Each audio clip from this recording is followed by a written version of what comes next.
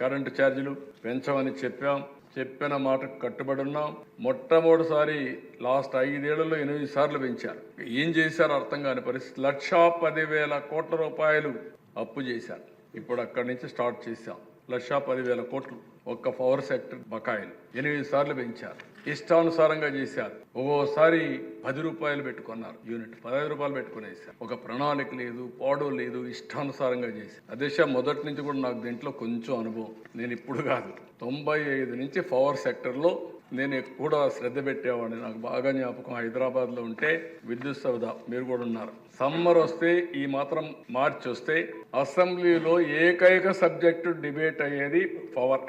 రైతులు వచ్చేవాళ్ళు, ఎమ్మెల్యేలు పంట తీసుకొచ్చేవాళ్ళు అసెంబ్లీకి, మా పంట ఎండిపోయిందనేవాడు. ఒక్కొక్కసారి అసెంబ్లీ జరగకపోతే నేను అక్కడి నుంచి అసెంబ్లీ వాయిదా వేసి ఆ పంట చూసుకొని మళ్ళా వచ్చేవాడు పోయి. ఈ రోజు గర్వంగా చెప్పగలుగుతున్నా, అలాంటి పరిస్థితి లేకుండా చేశామంటే అది పవర్ సెక్టర్లో వచ్చిన రిఫార్మ్సే కారణం. అధ్యక్ష, చాలా మంది నన్ను అయితే బెదిరించారు.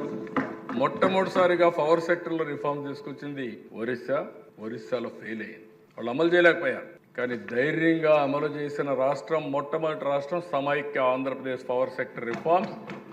అది 97, 98లో 99లో చేశాం.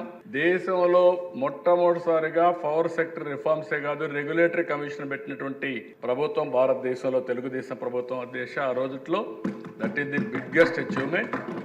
ఈరోజు 14లో మళ్ళీ పెద్ద ఎత్తున మనం ఆ రోజు ముందుకు పోయాం. ఆ రోజు మీరు చూస్తే సోలార్, విండ్ ఎనర్జీకి ముందుకు పోయాం.